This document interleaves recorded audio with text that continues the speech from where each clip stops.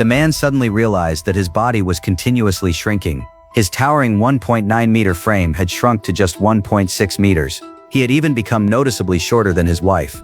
After Paul realized that his body was steadily shrinking, he immediately went to the hospital and underwent multiple examinations. But after one test after another, the doctors still could not identify the cause. For an adult who is used to being in control of life, the most terrifying thing is never the illness itself, but not even knowing what he is fighting against. In the end, Paul gradually lost faith that he could ever be cured.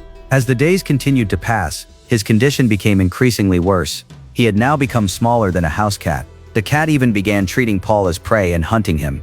His wife had no choice but to drive the cat away temporarily. For her husband's safety, she was forced to keep the family cat out of the house.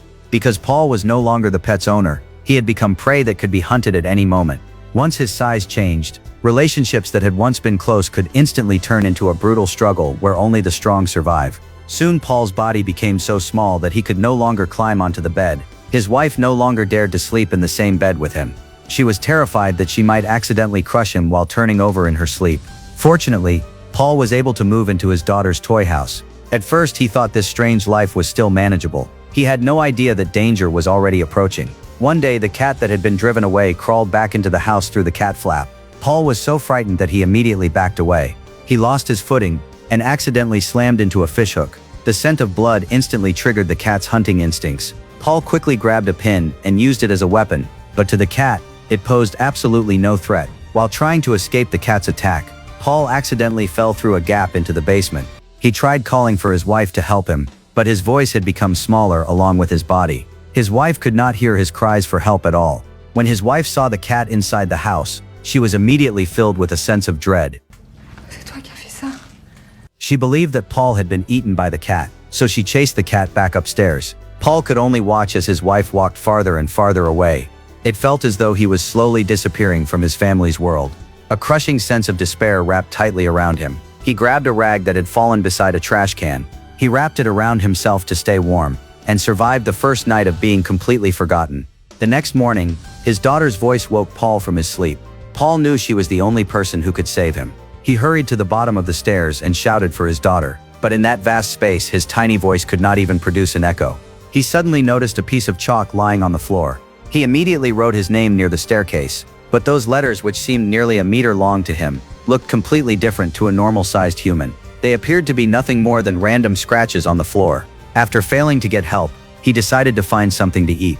Paul remembered coming to the basement a month earlier. He had placed a mousetrap in the corner of the room. There was a piece of cheese on it, used to lure mice. Now it had become his only source of food. He lifted a nail and slammed it against the mousetrap.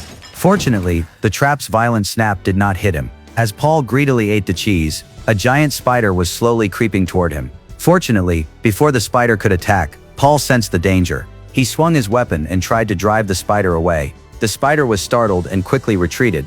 After surviving this crisis, Paul realized that even creatures he once ignored, creatures he could have crushed with a single step, could now threaten his life.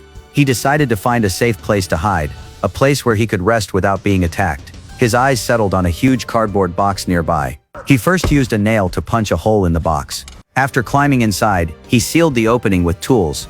Inside that tiny shelter, Paul was finally able to sleep peacefully. More than 10 days passed in the blink of an eye. Yet during all that time, his wife and daughter never came down to the basement. It seemed as though Paul had been completely forgotten. The intense fear that once filled his heart slowly began to fade away. He did not know why he had suddenly started shrinking. He did not know why this had happened to him, nor did he know where the shrinking would eventually end. But when every effort led nowhere, he stopped looking forward to tomorrow. If he was hungry, he searched for something to eat. When he grew tired, he lay down inside the box and slept. When danger appeared, he no longer fought back and simply ran.